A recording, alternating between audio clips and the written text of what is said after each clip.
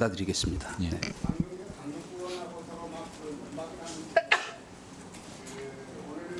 대한신문에 인터뷰했던 교사가 후보자의 부인한테 전화를 해서 미안하다고 이야기했다는 취지에 발언했는데 이건 사실은 좀 제대로 예, 소동영 의원님 질의 시간에 질의하십시오. 자, 고민정 의원님 질의해 주십시오. 예, 고민정 의원 질의해 주십시오. 아니, 그러니까 알았으니까요. 예. 본인한테 다시 말씀하시게 하면 좋을 것 같아요. 아니, 그러니까요. 그거는 의원님들 질의 시간에 하십시오. 그거를 제가 확인해 드릴 이유 없고요. 자, 고민정 의원님 질의하십시오. 의사 진행에 좀 협조해 주십시오. 자, 고민정 의원 질의해 주십시오.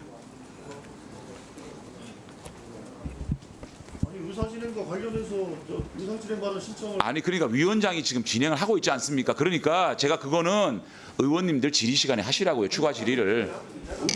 의사진행과 관련해서 말씀하시는 거니까 얘기를 좀 들어주시면 되죠.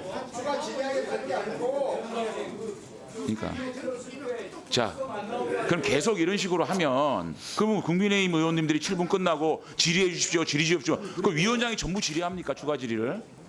청문위원이 질의를 하는데 후보자가 계속 거기 섞어가지고 막 발언을 하는 것은 아니, 섞어서 그러니까 알았습니다. 위원장께서 제가 적절하게 만약에 그 뭐 끼어드는 게 문제가 있으면 적절하게 지적을 하겠습니다. 의사진행 발언 신청을 하니까 좀 받아들여주세요. 본인한테 다시 아니, 충분히 의사 진행에 관련된 말씀을 드린 거고 그거는 질의를 제가 대신해 줄 이유는 없다고 생각합니다. 자, 고민정이 질의해 주십시오. 의사진행 발언 한 10초만 하겠습니다. 저 비디오 틀었을 때 오디오가 왜 안 나오는 거예요? 자기에서 하는 겁니다. 자, 고민정 의원님 질의해 주십시오. 질의 안 하시겠습니까? 질의하십시오.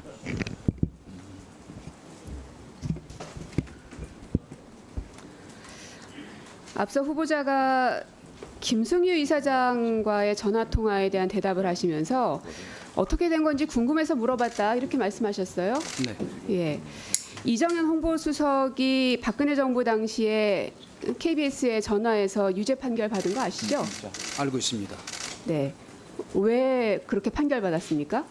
그거는 당시에 이정현 홍보수석이 사실은 권력의 위치에 있었던 사람 아닙니까?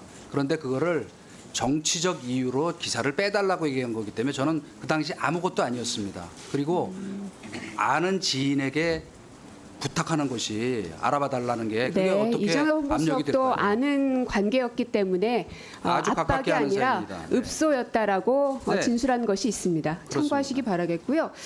지금 제가 가지고 있는 이 문건은 그 후보자 측에서 주신 답변 자료가 아니라 국정원 사찰 문건입니다.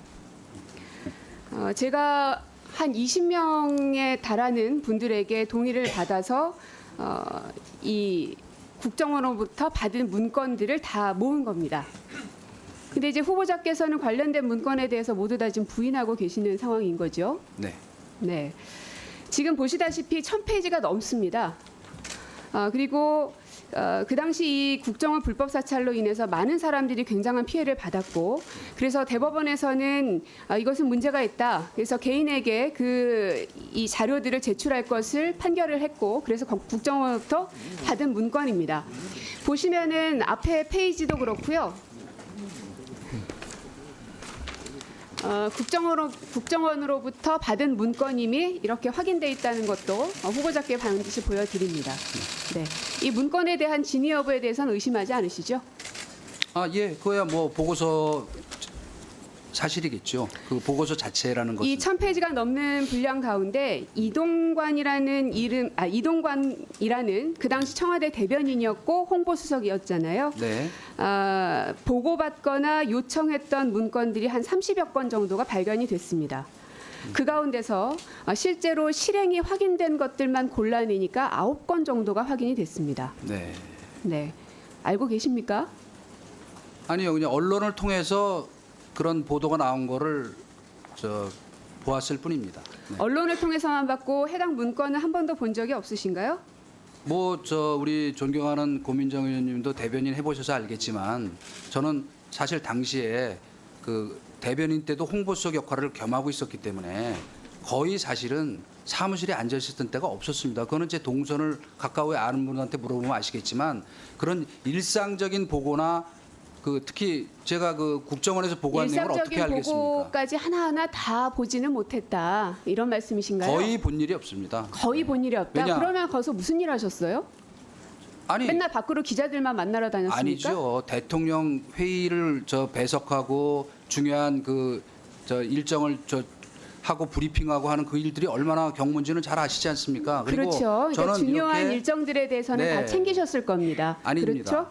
저는 중요한 정말 사안이 있으면 대체로 대통령한테 하루에 몇 번씩 만나는 사이에서 직보를 했지 그 무슨 아. 이런 보고서를 갖고 보고한 일이 거의 없습니다. 예, 몇 번씩이나 만날 정도로 대통령과 소통은 많이 하셨던 홍보수석이었던 건 맞는 것 같고요.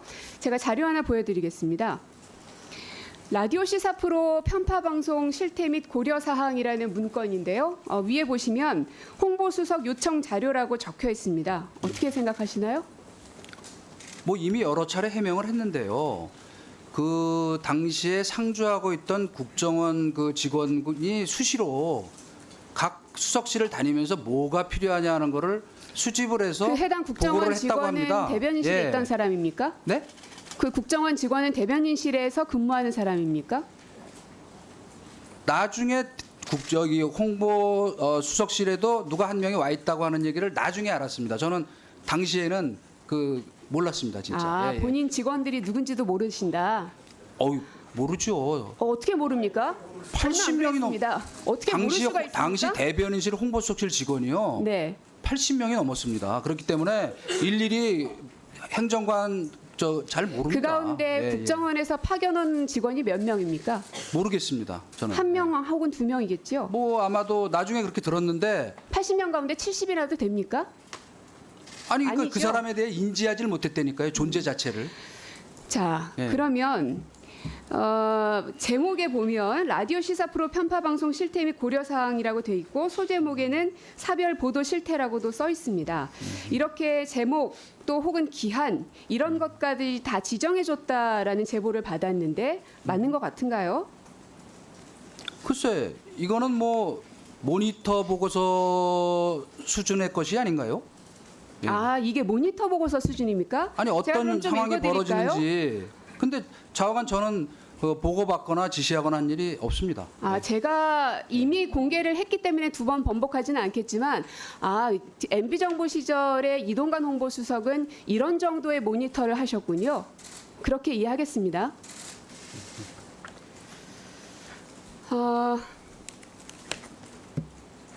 주로 민정수석실, 홍보수석실, 공직기강 비서관실, 안보수석실 등에서 연락이 많이 왔다라고 국정원에서 제보를 받은 바가 있는데 맞습니까? 글쎄요, 무슨 뜻에서 그런 얘기했는지는 모르겠습니다만은 제가 만약에 이런 관여를 했다면 여러 차례 얘기했지만 맞는지 안 맞는지 그 여쭙습니다. 어목한 적폐 청산 수사에 살아남을 수 홍보수석실에서 있었겠습니까? 국정원에 해당 관련된 문건과 보고서들을 요청한 것들이 네. 많았다라고 국정원 직원의 제보가 있는데 네. 여기에 대해서 부인을 하시는 건지 긍정을 네. 하시는 건지요? 단호하게 부인할 뿐 아니고 저희 홍보수석실 내에서 어떤 사람도 그런 증언을 했거나 그 재판 과정에서 얘기한 사람이 없습니다. 그러니까 제가 이 자리에 올 수 있었던 것이죠. 단호하게 아니다라고 말씀하셨어요. 네. 예. 그다음 문건 보시면 제가 아까 말씀드렸던 실행까지 이루어졌던 게 9건입니다. 2008년 8월 5일까지가 대변인 고 무렵이셨죠? 그리고 네. 네, 네, 네. 맞습니다. 예, 정리해 주십시오. 예. 아이, 안 됩니다. 아이. 홍보수석으로 가시고 난 이후에 실행된 문건들이 이렇게 많습니다. 뭐가 실행됐다는 말씀인지 금방 납득이 안 되는데요. 제가 아까 말씀드렸잖아요. 예. 9건의 문건이 실행이 된 것으로 확인이 됐는데 예. 그 가운데 한 건은 대변인실이셨고요. 나머지 8건은 홍보수석 대변인실이라고요. 예, 만약에 그런 정도가 입증이 되려면 기획, 지시, 실행, 결과가 딱 일관된 뭐가 있어야 되는데 전혀 무슨 그런 보고서가 있고 결과가 있으니까 자, 이거다라는 건 고민형님 조금 정리해 주십시오. 비약이라고 생각합니다. 지금 질의응답 할 수가 있는 시간이 없어요. 예. 추가 질의하십시오. 자, 수고하셨습니다. 네. 자, 그 다음은 국민의힘 김병우 의원님 질의해 주십시오. 예. 후보자님, 앞서 그 민주당 의원님들께서 그 당시 2011년도에 발생한 학내 폭력 사건에 대해서 2012년도에 학교 학생들과 교사에 의해서 진상이 드러났고 이에 따른 조치로 학폭위 등의 개책 없이 전학만 이루어졌게 되어 있는데요. 그때 당시 당시 교가부의 학교 폭력 사안 대응 기본 지침에 따르면 가해 학생이 즉시 잘못을 인정해 피해 학생에게 화해를 요청하고 피해 학생이 화해에 응하는 경우에는 담임 교사가 자체 해결할 수 있는 사안으로 규정이 되어 있습니다. 이에 따라 학교가 특별한 그 별도의 그 회의나 학폭위를 구성하지 않고 우리 그 후보자의 아드님을 타 학교로 전학을 시킨 게 맞습니까? 저는 그렇게 알고 있습니다. 네. 그리고 2011년도 상반기에 있었던 일을 2012년도 상반기 무렵에 그 피해 학생들의 기억에 의존해서 네. 또 사실 상당 기간 또 1년여 동안에 또 섞인 여러 가지 그 기억들까지 좀 섞인 채로 이렇게 진술서가 작성이 되었던 것도 맞습니까? 예, 그렇게 알고 있고 아마 그 다른 학생들의 사례까지도 그냥 그 써놓은 것으로 알고 있습니다. 네.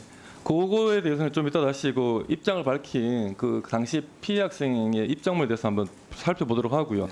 그럼 결국 당시 하나고등학교는 당시 이 학폭에 관해서 좀 이슈가 되기 시작해서 엄정한 교육부의 지침이 이제 갓 만들어지기 당시에 하나고가 이걸 이제 이런 조치를 한 건데요.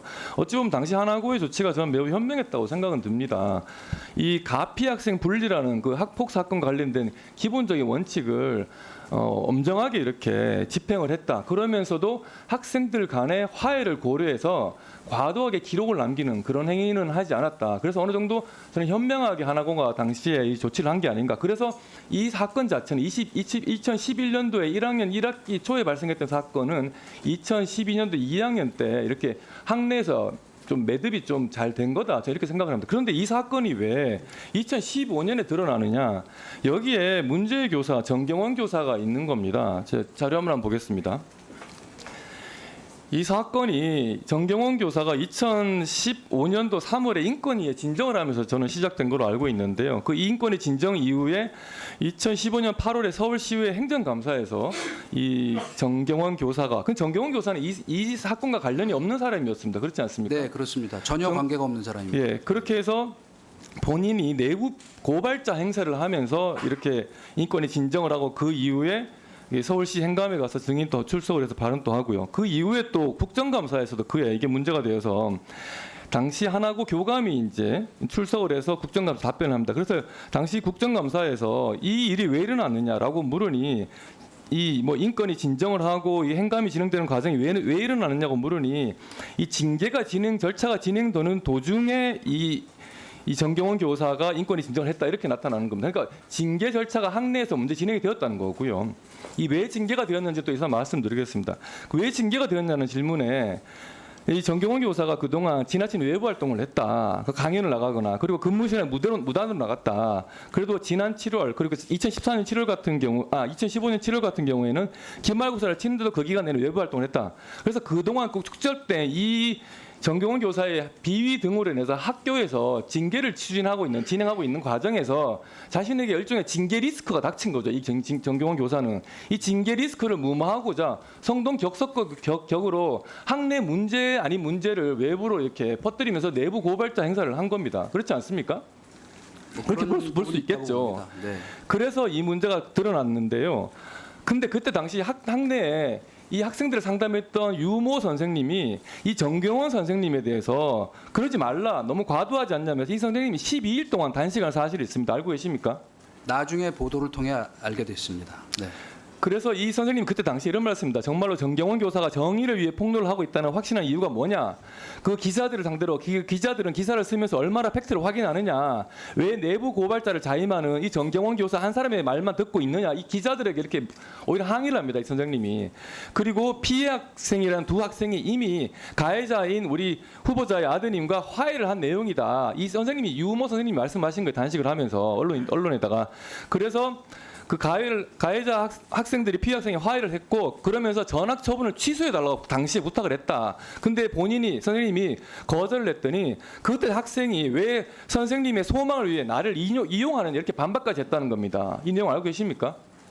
예, 보도를 통해 그리고 또 맞습니다. 당시에요. 학내 구성원들이 다 들고 일어났습니다. 정경훈 교사가 왜 자신 개인의 신상 문제, 자신의 징계 리스크 때문에 이렇게 학교를 이렇게 엉망진창으로 만드느냐 하면서 학부모 일동이 정경훈 교사를 향한 탄원서를 제출하고 또 시위를 했습니다. 그러면서 학부모들이 정경훈 교사의 무차별적 폭로로 가장 피해를 보고 있는 것은 하나고 학생들이다. 공익 재벌하는 허울을 둘러싼 정경훈 교사는 지금도 학생들을 가르치며 학생들을 혼란에 빠뜨리고 있다. 정경훈 교사는 자신의 이익을 위해서라면 학생들을 이용하는 정치꾼 같은 모습을 보이겠다. 학부모들이 이렇게까지 얘기를 했습니다. 당시에. 그리고 나중에요. 그 당시 학생들도 집단 성명을 발표했습니다. 또 그러니까 당시에 학내에서 학생을 그 후보자의 아드님을 전학시킨 선생님은 12일 동안 단식을 했죠. 정경훈 교사의 행태에 대해서 문제 제기하면서. 그리고 학부모 전원이 탄원서를 제출했고 시위도 했고요. 당시 하나고 졸업생 203명도 그 정경훈 교사의 문제 제기를 하면서 하나고 학교 공동체가 상처 입고 있다 이렇게 얘기했습니다. 그리고 나중에 그 피해자라는 학생은 최근에 그 언론에서 그 후보자의 아들을 학폭 과장하고 있으니까 언론에 입장문을 냈는데요. 그러면서 진술서 내용이 과장되거나 일방적인 진술만 나열돼 왜곡된 부분이 많다. 당시에 일방의 괴롭힘이 아니라 쌍방의 다툼 사례가 있었음에도 불구하고 선생님의 요청에 따라 본인이 그 피해에 대응하는 과정에서 입힌 가해는 진술하지 않았다. 또 이렇게도 얘기했고요. 또 10년 전 사건으로 피해자로 낙인 찍고 본인이 힘들지 이렇게 호소하기도 했습니다. 그런데 이 정경훈 교사는 그럼에도 계속 이렇게 외부에 이런 문제를 키웠죠. 그때 정경훈 교사의 구세주가 누구였냐? 조희연 교육감이었습니다. 조희연 교육감이 교육감 후보로 나서면서 자사고 폐지를 주장을 했습니다. 물론 본인의 자녀들은 외고를 보냈지만 그러면서 자사고를 없애겠다는 조희연 교육감의 주장과 자사고를 이용해서 본인의 징계 리스크를 뭐 어떻게든 좀 감춰보겠다는 이 정경훈 교사의 이해가 맞았습니다. 이거 다시 말씀드립니다. 예, 김병호 의원님 수고하셨습니다.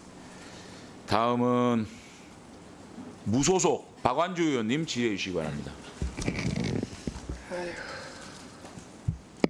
네, 후보자님 답변할 시간 충분히 드릴 테니까 좀 자세하게 설명을 해주셨으면 좋겠어요. 먼저 오전에는 신상 관련돼서 여쭤보려고 하는데요. 자료를 워낙 많이 안 주셔갖고 그 사이에서 이제 좀 의구심이 가는 부분을 여쭤볼게요. 후보자님이 자녀에게 증여를 했더라고요. 세 자녀한테. 금액은 밝히지는 않았지만 장남은 증여재산 공제 한도액 초과해서 증여세를 일부 납부했고 장녀하고 차녀는 한도액 내이기 때문에 증여하여 이를 신고할 의무가 없다. 이렇게 답변을 하셨는데 맞나요? 예, 국세청에는 정확하게 다 신고했습니다. 네, 그러니까 증여한 건 사실 맞는 거죠. 그렇습니다. 세 분한테. 그 범위 안에서. 네, 근데 뭐 하여튼간 증여 금액은 밝힐 수 없나요 아직도? 아니 밝힐 수 있습니다. 그러면 장녀한테는 얼마 증여했나요? 모두 5천만 원까지 할 수 있기 때문에 네네. 5천만 원 했고 다만 장남에게는 조금 더 갔으니까 아니요. 증여세를 1억 정도에 해당하는 그 좋습니다. 주식을 넘기고 세금을 좋아요. 냈습니다. 그래서 세금 1,000만 원 냈으니 정도. 합법적이죠. 네, 네. 5천만 원 이내 한 번에 주셨나요? 나눠서 주셨나요? 한 번에 줬습니다. 오케이, 예, 좋습니다. 기록도 다 갖고 있습니다. 예, 언제쯤 그걸 주셨나요? 2020년 2월경이라고 답변해. 네네네. 저희 그죠? 집사람에게도 그때 5억 5천만 원을 증여했습니다. 예. 그렇습니다. 네. 이거는 분명하게 5천만 원 이내에서 증여하는 거는 증여세 안 내는 거 맞고 네. 초과하는 거에 대해서는 세금을 내는 게 냈습니다. 맞습니다. 네. 근데 다만 이제 여쭤보는 거예요. 혹시 후보자님 장녀가 현재 장기 해외 거주 중이신가요? 그렇습니다. 프랑스에 있습니다. 몇 년부터 아니 뭐 구체 나라는 예. 제가 몇 년부터 몇 년까지 국내에 오가긴 했습니다만 한 4, 5년 됐는데요. 정확한 날짜는 저도 그러니까 4, 5년 전에 네네. 이제 하여튼 외국에 네, 거주하고 네, 있다. 네, 네. 그러면 두 번째 자녀분은 유학생이잖아요. 보니까 자료 보니까 그렇습니다. 2017년부터 예. 지금은 들어와 계시지만 아니 지금 다시 나갔습니다. 그러면 어쨌든 17년부터 22년까지는 어디 대학을 다니고 있는 그런 자료들이 있더라고요. 네네. 맞죠? 네, 네. 그래서 뭐 해외 출입국 기록 제출 안 하시고 뭐 좋습니다. 어쨌든 해외에 체류하고 있었다는 거는 방금 말씀하신 것처럼 작년은 4, 5년 전. 네. 그다음에 우리 차녀분은 유학생 신분으로 17년부터 미국에 가 있었다. 그렇습니다. 문제가 되는 거는 이 지점이에요. 증여한 시점이 2020년 2월 정도, 뭐 2월이든 3년든. 근데요, 증여를 5천만 원 이하 그 혜택을 볼 수 있는 거는 국내에 거주했을 때만 가능한 겁니다. 뭐 그게 주민등록상이 아니라 실제로 실거주자. 근데 국내 비거주자라고 판단되면 금액에 상관없이 네. 증여세를 내셔야 되는 거예요. 해외에 나가 있기. 방금 말씀하신 것처럼 2020년도에 차년은 분명하게 해외에 나가 있었고 네. 작년은 4, 5년 전이니까 제가 보기에는 그 안에 들어가 있을 것 같아요. 확인은 안 돼. 출입국 뭐 이래야 되거든요. 국내에서 거주하는 거는 사실은 소득세법의 세법상에 보면 뭐 방학 때 들어와서 거주할 수도 있다면 183일 이상 6개월 이상 국내 체류를 해야 됩니다. 네. 그걸 소명하셔야 돼요. 그렇지 않으면 증여세는 탈법을 하신 거예요. 그래서 네. 들어보셔요. 네. 저는 금액이 5천 이상 이게 아니고 국내 거주를 했느냐 안 했느냐 네. 그 증여했던 시점이 네. 2020년. 근데 차년은 분명하게 해외에 나가 있었고 작년은 4, 5년이니까 그걸 확인해서 180일 이상 국내에 거주했다라는 것을 후보자가 증명을 해주셔야 돼요. 그렇게 근데 하겠습니다. 밀어보건데 안 계신 거예요. 당시에 국내에. 그러나 이것만 말씀드리겠습니다. 그러니까 잠깐만요. 서초 세무서에 가서 그러니까 그건 다 좋습니다. 자문을 구했습니다. 그러니까 자문을 그때, 구했는데 이 문제도 다 그때 걸러진 자, 얘기입니까? 비거주했으면 네. 그거는 금액에 상관없이 대상자 아니라는 거예요. 네. 자 이제 두 번째요. 그래서 이 부분은 분명하게 근데 다만 자녀분이 유학생은 예외적일 수 있습니다. 지금 알고 계시는지 모르겠어요. 예, 뭐 설명까지 해주셔서 감사합니다. 조건이 성인 경우는 예외가 아닙니다. 유학생. 근데 증여받을 때 30세예요. 자녀가. 그다음에 소득이 발생이 되면은 독립가구로 봅니다. 그래서 주식 투자, 렌트비 4,500만 원 어떻게 했냐? 그 조달을 생활비는 얼마든지 대줄 수가 있습니다. 네? 네. 그런데 주식 투자 이 부분은 투자를 하면 이거는 세금을 내셔야 됩니다. 근데 답변을 뭐라고 했느냐면 장학금 조교수당으로 했다 이렇게 답변서를 주셨더라고요. 네. 그래서 그러면 해외 소득이 있다라는 거죠. 장학금을 받았으니까. 그렇습니다. 학교에서 준 거예요. 그러면 유학생으로서 받는 그 증여세 이건 혜택 대상이 안 됩니다. 물론 비거주자 안 되기도 하지만 근데 예외적으로 유학생은 예외할 수 있다라고 했는데 소득이 있기 때문에 대상이 안 되는 겁니다. 하여튼 그 아셨죠? 부분은 당시에도 그 예, 저희가 잠깐만 걸렀기 때문에 들어보세요. 해명하겠습니다. 확인하고 다시 사니까. 자료를 내겠습니다. 자료를 네. 달라고 이렇게 얘기해도 없는 것 같고 추론해. 자 이제 두 번째 여쭤볼게요. 당시 주식거래 차녀가 네. 금액을 56,000달러 정도, 한화 7,600만 원 정도. 네, 네. 이걸 갖고 있었습니다. 7월 28일까지 네. 올해 하시기 전까지. 네.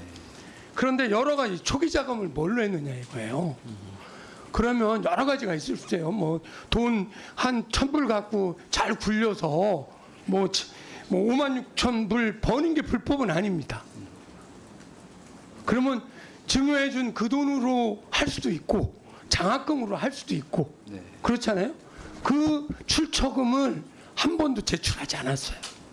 딱 마지막 거만 제출했는데 지명하고 나서 후보자 지명하고 나서 전후로 5천만 원 밑으로 내가 주식을 물론 뭐 적자분과 우량진 애플 이런 것들 손해를 보면서 7,600만 원을 못 줬네요. 그래서 제가 궁금한 거는 네.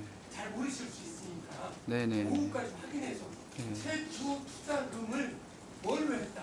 다 해명을 했는데요. 자료에 아니 저 답변에. 자, 박한준 의원님 정리해 주십시오. 그 자료는 네. 미리 오후 질의하기 예. 전에 그리고 마지막에 그 손해보고 판 건 아닙니다. 그건 팩트에 오류가 있는 것 같아요. 예, 알겠습니다. 예. 자, 다음은 더불어민주당 정필모 의원님 질의해 주시기 바랍니다. 네, 우선 저 영상 틀어주십시오. 영상 틀어주세요. 자, 이거 기억하실라나 모르겠지만 그 4년 전에 후보자께서 방송에 출연해서 한 얘기입니다. 가장 예리한 칼을 들고 있는 검찰총장이 이런 정도의 패거리 문화를 갖고 수사는 제대로 했을까? 솔직히 말하면 분노감이 들어요. 이거 누구한테 하신 거 알죠? 예. 당시에 윤석열 검찰총장한테 한 얘기입니다. 지금도 같은 생각이십니까?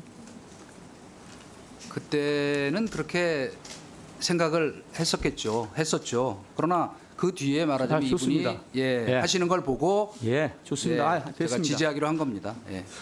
그 이후에 그 윤석열 대통령 중앙선대위 미디어 소통 특별위원장 그리고 대통령 당선인 특별고문 그리고 후보자로 지명되기 전까지 대통령 비서실 대협력 특별보좌관 재직하셨죠. 네.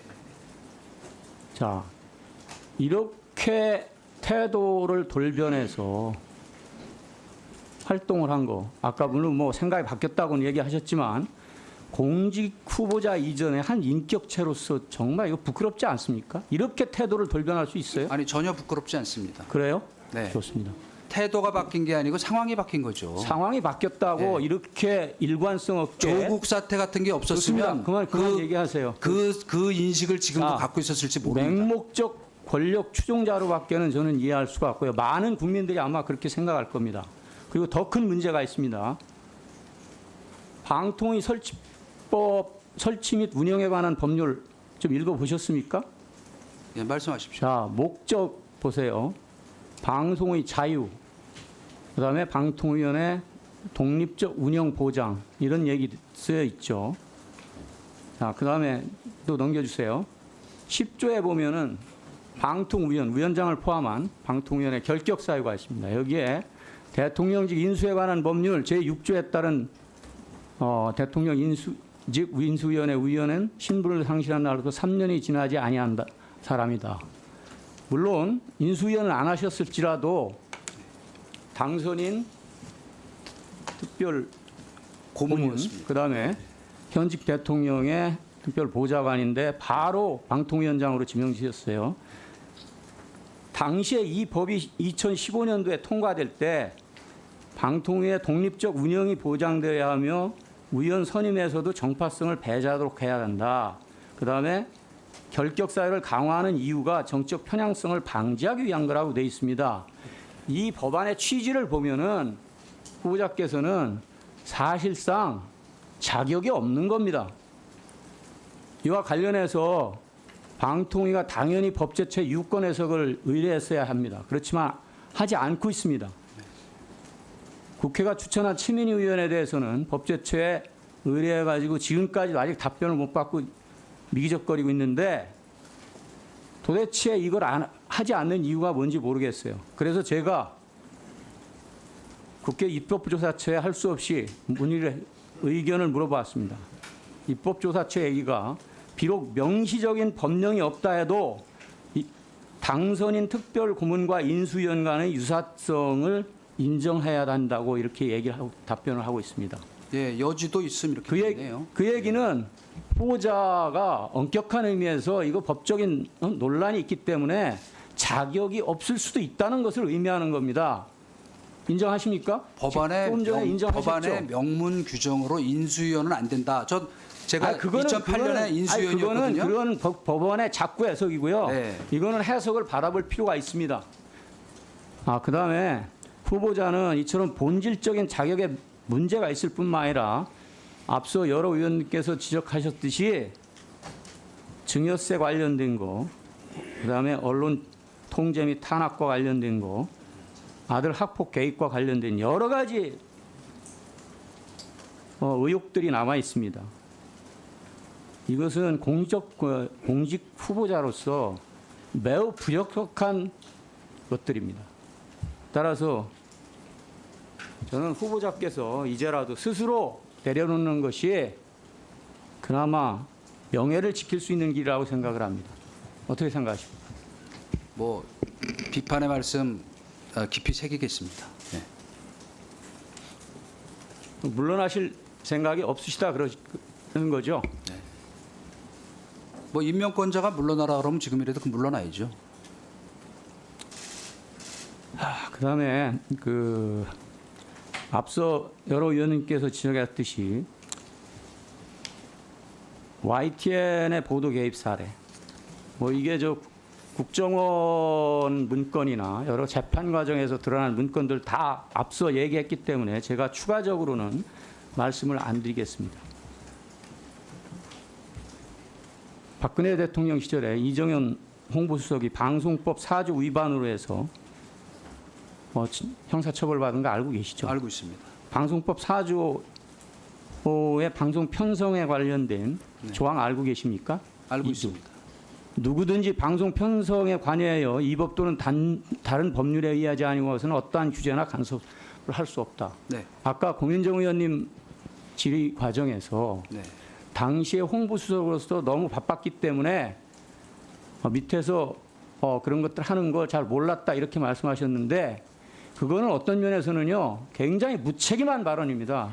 그 당시 홍보수석이라면은 밑에 직원들이 하는 거 파악하고 있어야죠. 특히나 방송에 개입해서 언론에 개입해서 하는 거 분명히 문제가 있는 거 아닙니까? 국민일보에 전화하신 건 본인이 하셨죠. 그거는 예. 아내분 토지 네. 부동산 투기 관련해서 입사 동기고 몇십 년을 아무리 아는 입사 동기여도 사이니까 그렇죠. 공직자로서 인정에 아무리 우수한 거죠. 입사 예. 동기라도 해서는 안 된 일을 하신 겁니다. 그거는 압력으로 비칠 수밖에 없는 겁니다. 네, 근데 기사가 결국 나갔습니다. 그게 신문이니까 방송법 조항을 적용하지 못하는 아니, 거죠. 기사가 결국 나갔습니다. 안 나간 게 아니고.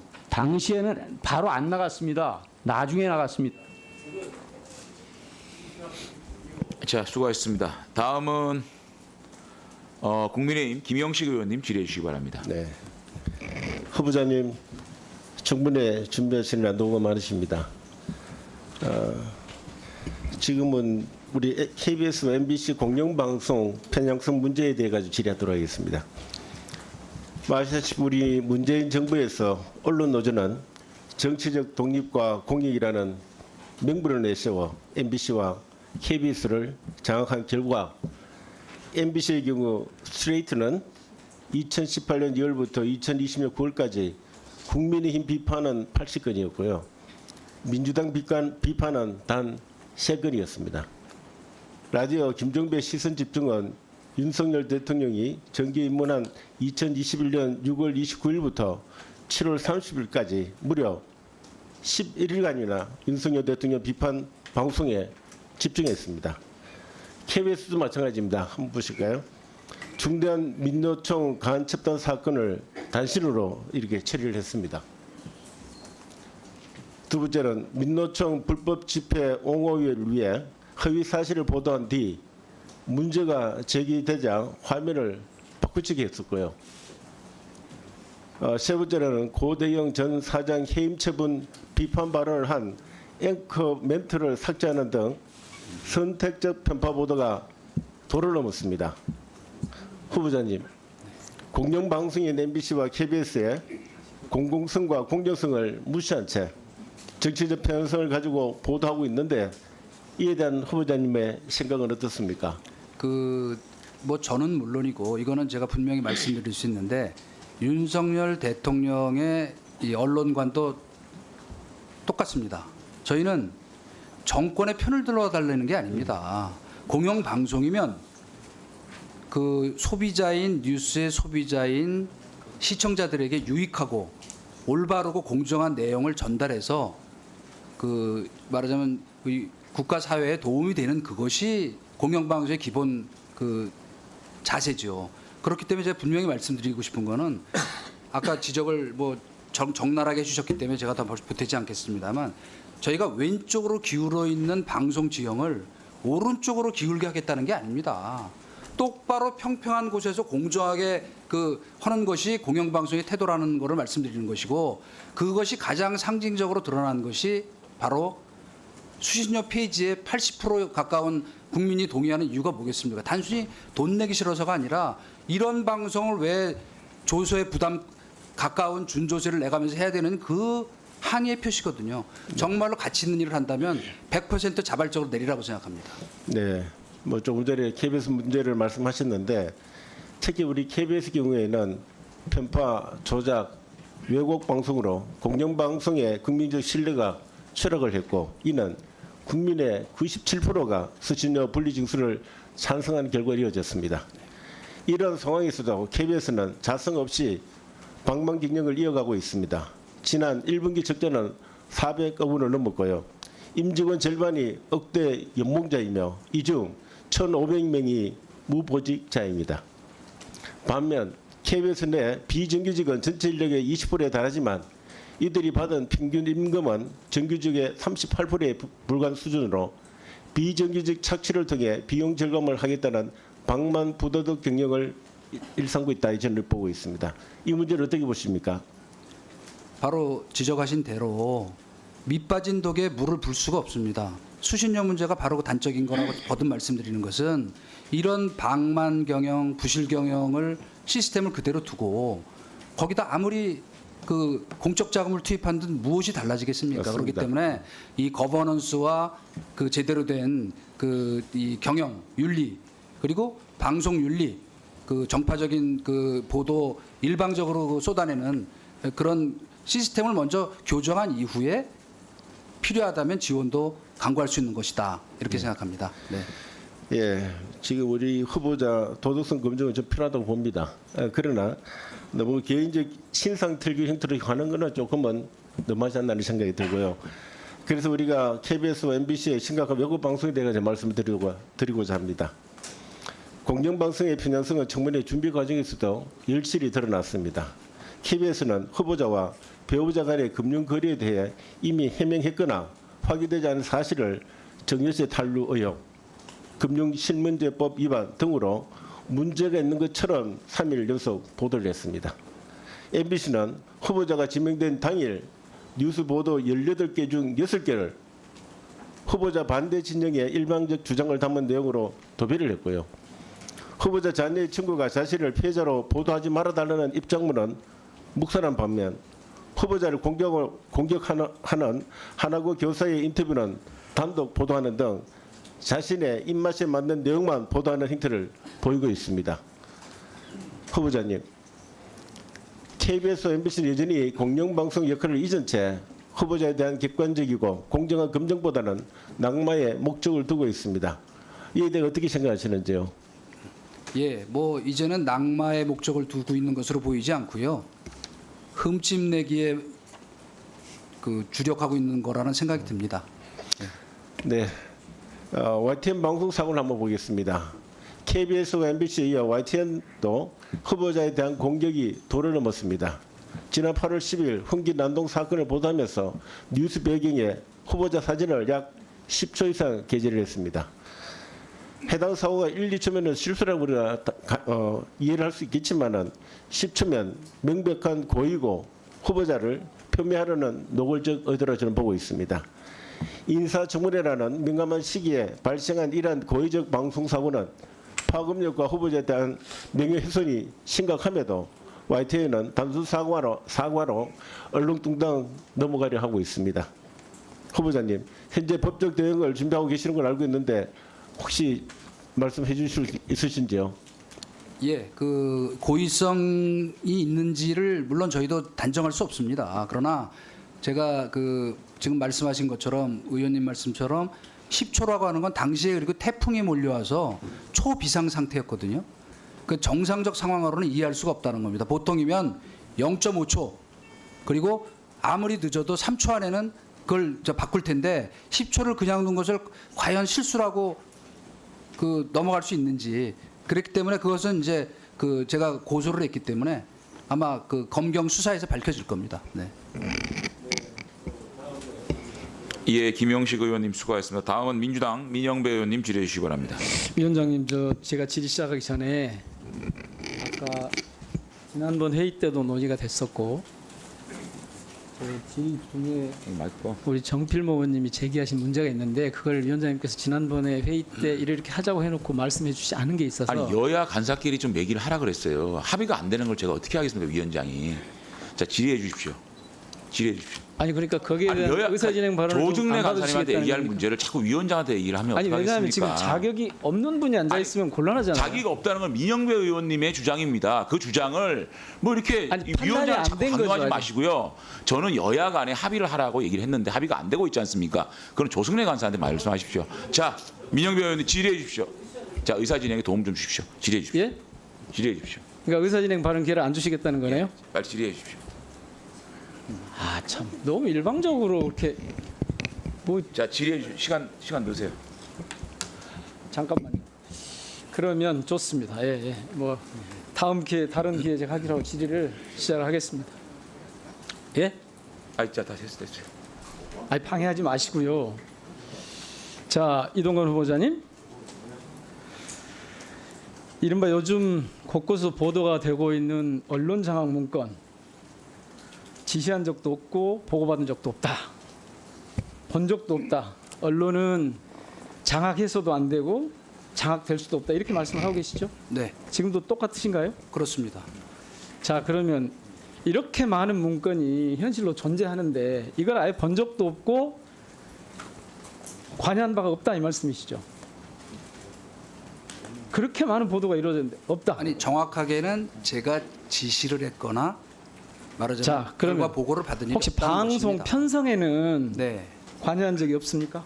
가령 뭐 진행자를 교체해라 그럴지 프로그램을 어떻게 할지 그런 적도 없으신가요? 그랬으면 어디선가 지금까지 드러났겠지요. 예, 오, 그걸 한번 살펴보려고요. 자, 네. 한번 보겠습니다. 이 문건인데요. 이게 지금 저 봐보시죠. 2017년 11월 국정원을 수사하던 서울중앙지검의 수사 보고서입니다. 이게 네네. 이거 이미 알려진 내용이에요. 이 MBC 정상화 전략 및 추진 방안이라는 문건을 두고 이렇게 결론을 내립니다. 당시 국정원 국익정보국 여론팀 소속 문건 작성자가 이 문건에 대해서 하는 얘기입니다. 홍보수석 이동관과 김재철의 친분을 알고 있어 이동관이 김재철에게 전달할 것으로 예상했다. 전달 안 받았습니까? 글쎄 예상은 했는지 모르겠는데 예, 그다음에 전달받은 바는 그 없습니다. 밑에 국정원 MBC 담당 정보수집관은 네, 이렇게 얘기합니다. 민감한 내용으로 청와대 홍보수석실에만 보고됐다.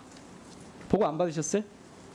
아니 정보 수집관이 제가 외람된 말씀이지만 청와대 홍보수석한테 이런 그다음에 보고를 어떻게 합니까? 아이 그다음에 예, 그게 아니죠. 국정원에서 보고를 받았냐고 묻는 거지 왜 딴소리 하세요. 검찰은 수사 보고서 마지막 장, 이 수사 보고서 마지막 장에서 이렇게 얘기합니다. 청와대 홍보수석실이 국정원을 통해 방송사 장악의 계획을 세운 것이다.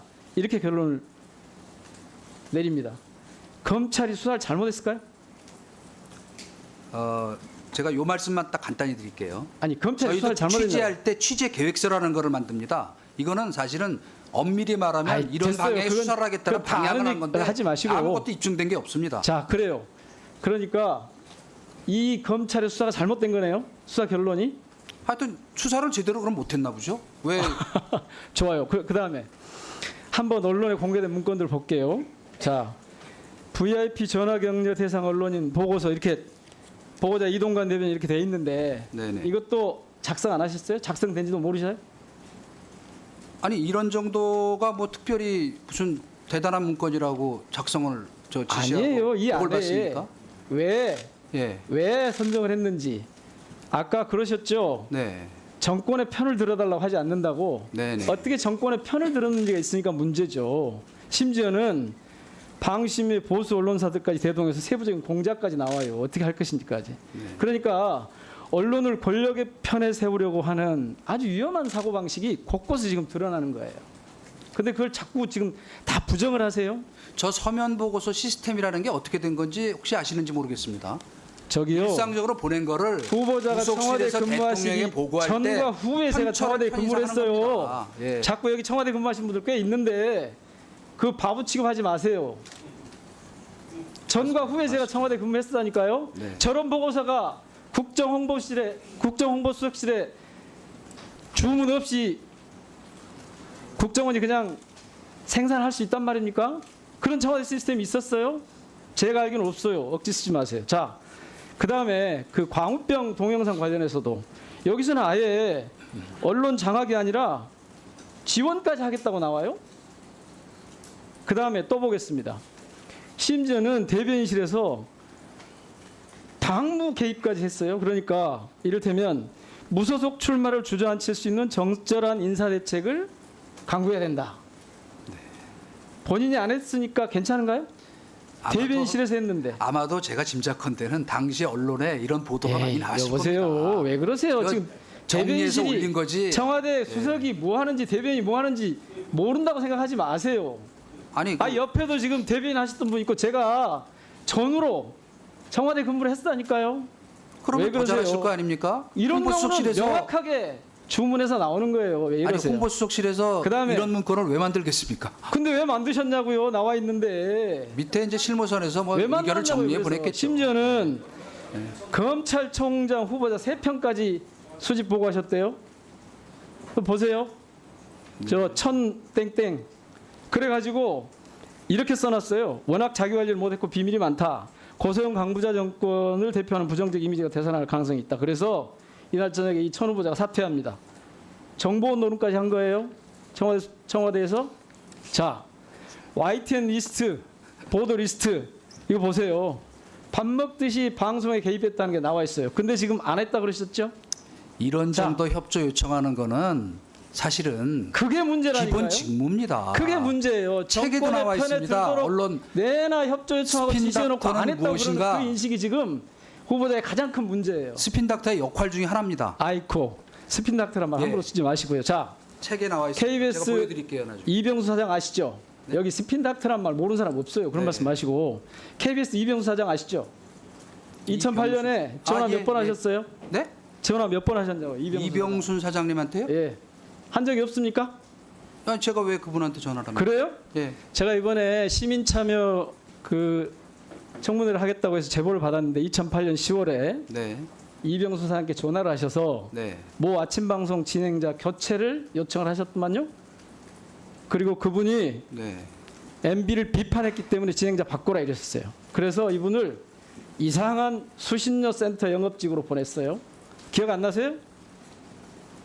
아니, 하도 이병순 전화기를 잘 사장님이 꺼내 드시니까 얘기하신 기억이 안 겁니까? 나실 것 같은데 자 정확하게 해주세요. 제가 이거 다시 지금 모르신다고 하면 국정감사 때 이게 사실로 증인으로 채택해서 밝혀지면 방통위원장 그만두셔야 됩니다. 약속하세요. 아니 뭐 사실이 아닌 걸 전제로 말씀하신 거고 아니 뭐 보여주신다면서요? 보여주세요. 아니 증인을 지금 채택하지 못해서 그런 거예요. 예. 증인을 채택해서 당사자한테 얘기를 드릴 테니까 네. 만약 그게 사실로 드러나고 이게 방송 장악의 시도가 있었다라고 확인되면 방송위원장 자기 아 그거는 이병순 사장님이 증언을 하셔야지 뭐 제보를 하면 다 사실입니까 그게? 당사자가 얘기하는 당사자니까 더 적격이 아니죠. 사장으로부터 확인하고 하는 얘기 아니에요. 네. 사장으로부터 내가 왜 이 진행자 자리에 쫓겨나야 되냐? 그러니까 네네. 이러이러해서 그렇다라고 했다는 게 그는 당사자가 할 거니까. 예 나중에 뭐 나중에 뭐 확인해 보시죠. 확인해 주십시오. 네. 실질적으로는 방송자, 기술자, 내지는 언론사, 경력지 사원 이래서 지금 국민들이나 후보자들이 다 반대하는 거 아니에요? 후보자 방송위원장 되는 걸. 네. 법적으로는 아까 말씀하신 그런 자 정리해 주십시오, 민영배 의원님. 부분이 지금까지 잘 생각해 보세요. 그때 가서 체크한 걸 당하지 마시고 예, 지금이라도 내가 이 자리에 앉아 자 정리해 주시기 네. 바랍니다. 잘 생각해 보겠습니다. 네. 뭐 답변하실 거 없어요? 아니 대통령께서 언론사 사장하고 통화하면 안 됩니까? 아니 그거를 제가 그래서 문건을 아까 가지고 네, 참. 스핀닥터 얘기를 하려고 그랬더니 경찰청장에 대해서 언론인들이 어떻게 생각하는지 그거 아니, 제가 그거 해가지고 하면 문제가 죄송합니다. 됩니까? 답변할 아니 답변할 예 알겠습니다. 답변할 알겠습니다. 가치를 알겠습니다. 못 느껴서 답변 안 하는 거예요. 자 그다음에 이정문 의원님 질의해 주십시오. 자 이정문 의원 질의해 주십시오. 아니 문건 자체를 왜곡해도 유분수지 말이야. 자 이정문 의원 질의해 주십시오. 예.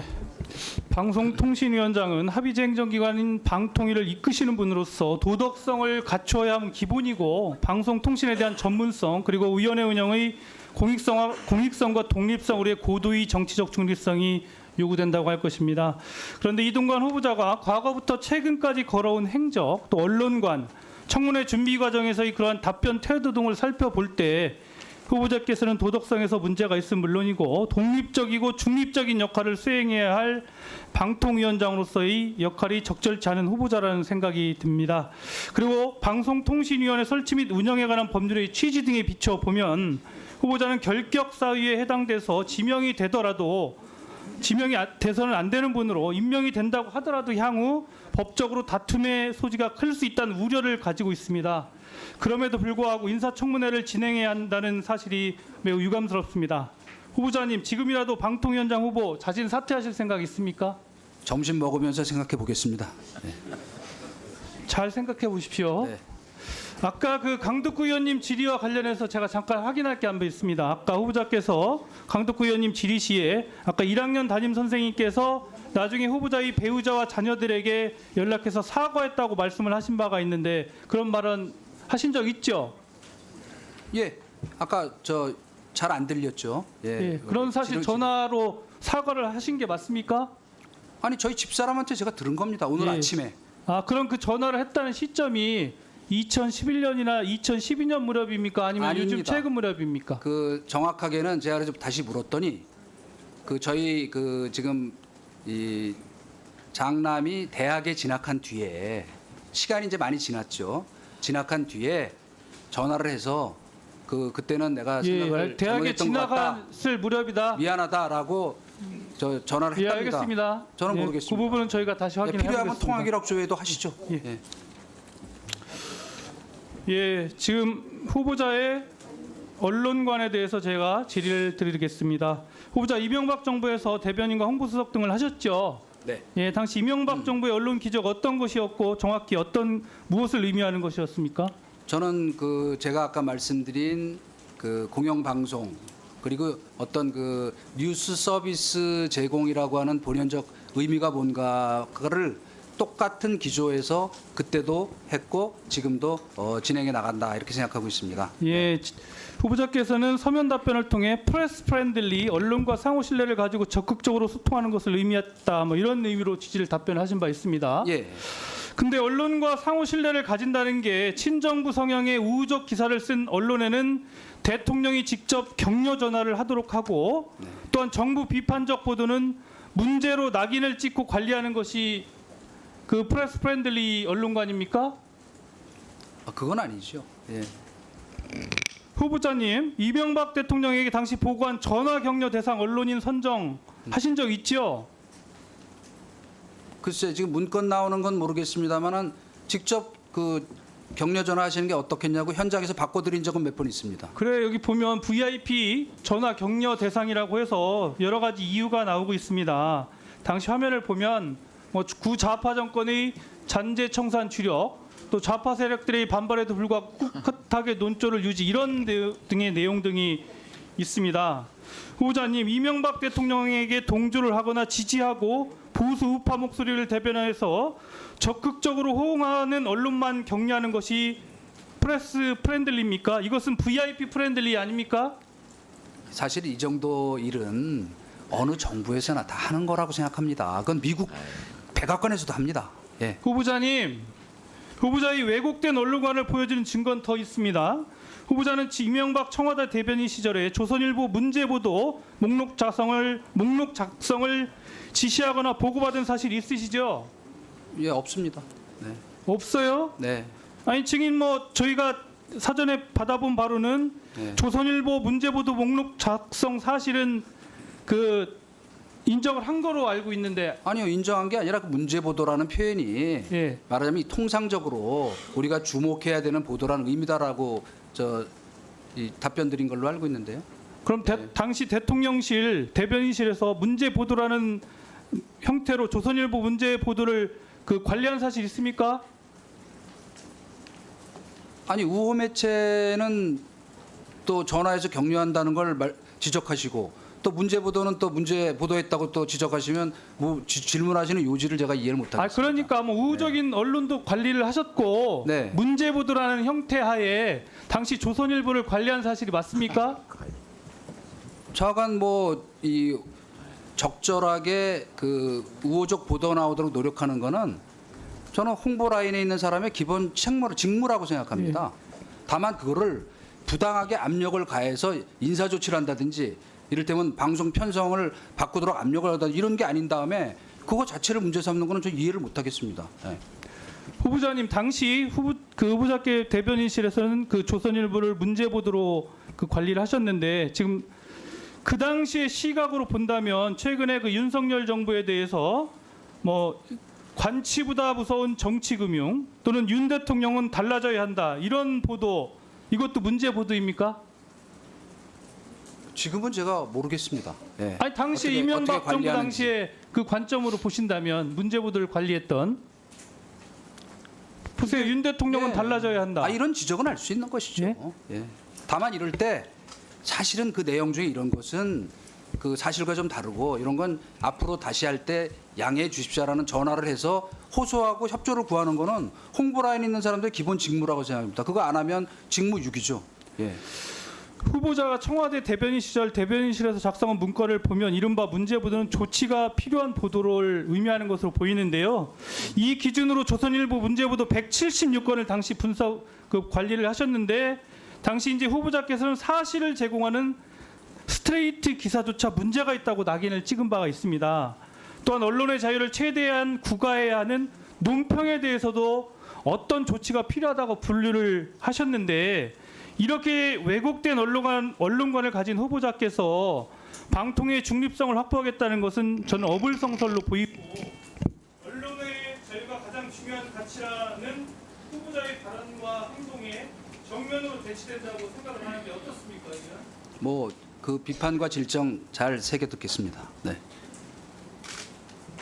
예, 수고하셨습니다. 다음은 국민의힘 윤두현 의원님 질의해 주시기 바랍니다. 예,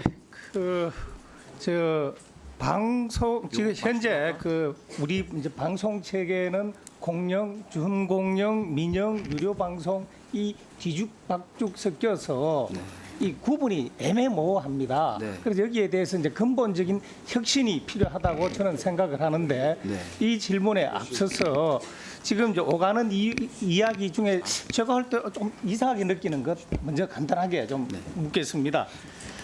그 청와대 동정이나 또는 뭐 정책 관련해서 오보, 왜곡된 보도 또는 오해에 의한 보도 이런 게 있으면 그 요즘 말로 말해서 이제 이런 걸 뭐 가짜 뉴스 이렇게 통칭하는데 이런 게 있으면 그냥 둡니까? 안 그러면 이거 잘못한 거니까 바로 잡아 달라고 요청을 하는 겁니까? 그 청와대 홍보수석실이라는데. 뭐 당연히 그것이 또 소통의 한 수단이라고 생각합니다. 잘못 알고 쓸 수도 있는 거 아닙니까? 그러니까 아니 제가 아까 말씀드리려고 했더니 그걸 끊으셨는데 그 어떻게 스핀 닥터가 되는가라는 유명한 저 책이 있습니다. 거기에 1장 1절 제일 첫머리에 나오는 게 뭐냐면 스핀 닥터는 아침부터 전화를 들고 잘못된 보도 또 잘못된 사실 이런 거를 정정해 달라고 요구하고 부탁하고 협조를 요청하는 것이다라는 게 아주 제일 첫머리에 나옵니다. 그리고 이런 부탁을 어디다가 유효하게 하는가 하는 그 노하우가 그 사람의 능력이다 이렇게 아주 규정되어 있습니다. 그 영국 언론 학자가 쓴 거는 무슨 언론 뭐 조작하라고 한 거 아니지 않겠습니까? 간섭하고. 예. 이제 스핀 닥터라는 게 언뜻 들으면 이제 오해할 수 있는 게 홍보수석만을 지칭하는 겁니까? 그럼 홍보수석실에 근무하는 전체가 다 그런 마음가짐을 갖고 일을 하고 있다고 생각합니다. 지금도. 예. 예. 그리고 이제 오보라든지 오해에 의한 보도라든지 또는 그 왜곡된 보도가 있다면 그걸 알아야 될 거 아니에요. 그렇죠. 모니터를 하는 거 그럼 모니터해야 되는 거 아니에요? 당연한 것이죠. 예. 그럼 아까 막 제출된 저런 게 모니터한 자료인 거 아니에요? 거의 대부분은 제가 보기엔 모니터 자료라고 보이고요. 뭐 약간 저희가 모르는 가운데 뭐 보고서가 왔다니 그건 저희가 뭐 전혀 기억 못하는 부탁한 적이 없는 자료입니다. 국정원 자료까지 어떻게 책임을 집니까? 저희가. 저는 그 잘못된 뉴스가 만약에 있다면 이제 진실 관계를 기사 작성자에게 네. 또는 이제 데스크에게 잘 설명을 해서 네. 그 오해가 있다면 오해가 있는 대로 그 오해는 글을 쓴 쪽에서도 있을 수 있지만 내가 잘못했을 수도 있습니다. 그래서 그렇습니다. 서로 이야기하다 보면 네. 그 접점을 찾는 것이 예. 당연한 할 일이다라고 네. 생각을 합니다.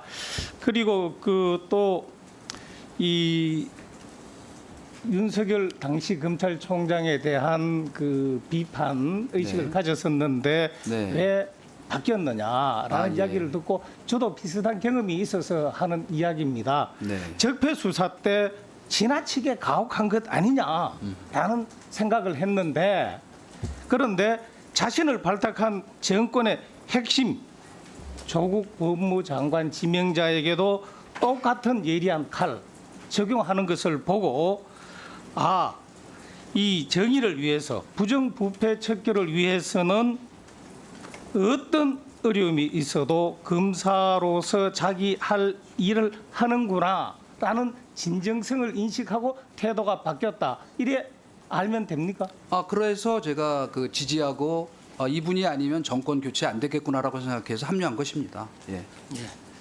그 시간이 많이 흘러서 어디까지 이야기할 수 있는지는 모르겠습니다만은 방송 체계 정상화에 대해서 조금 이야기를 하고자 합니다.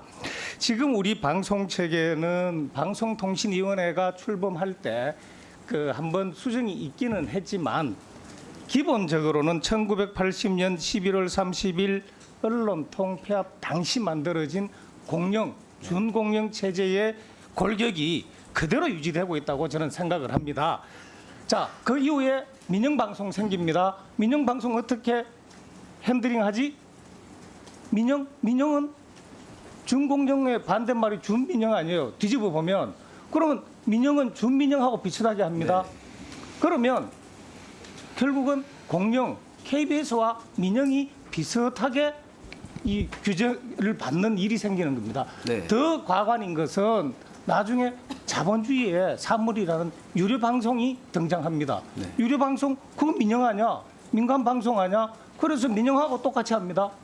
A 이꼴 B, B 이꼴 C, C 이꼴 D. 네. 그래서 A 이꼴 D입니다. 공영과 유료방송이 비슷하게 규제를 합니다. 저는 이것이 아주 잘못됐다 보거든요. 네.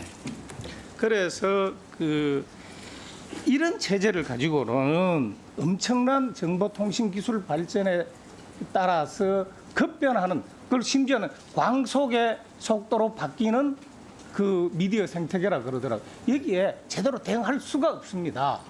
그래서 여기에 이 제대로 하려 하면은 공영방송에 대한 개념, 역할, 그리고 그 거버넌스 등 그리고 이 공영방송 일탈하지 못하도록 하는 감시 방안 등등을 만든 다음에 나머지 민영은 자유롭게 경쟁할 수 있도록 만드는 게 그게 방송통신위원회의 역할이라고 생각합니다. 여기에 대한 그 청사진을 한번 이야기해 주세요. 예, 말씀 그대로라고 생각합니다. 사실은 선진국 어느 나라도 그 공영방송이 이렇게 그 많은 나라가 없습니다. 그런데 공영방송으로서의 그 본원적인 부여된 책무를 제대로 하고 있다면 그것도 뭐 좋다고 보지만은 지금은 공영방송이라는 그 명분은 걸고 사실상 흔히 그 밖에서 노영방송이라고 얘기하는데 우리 건들지 마라.